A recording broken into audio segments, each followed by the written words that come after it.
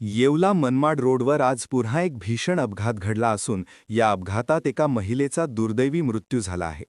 रजनी शिवाजी चिखले, वय 60 असे अपघातात ठार झालेल्या महिलेचे नाव असून त्या पवननगर नाशिक येथील रहिवासी होत्या.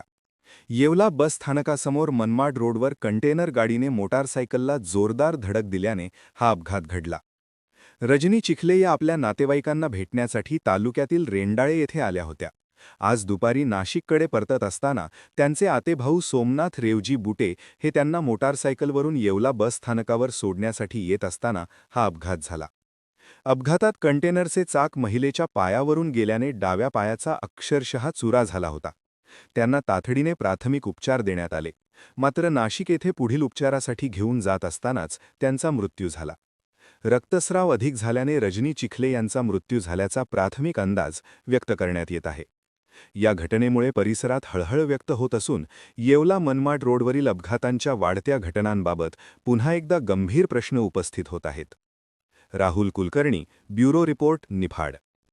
आपण पाहत आहात सत्य वेग विश्वासाचं नवं केंद्र, इंडिया न्यूज 24 तास.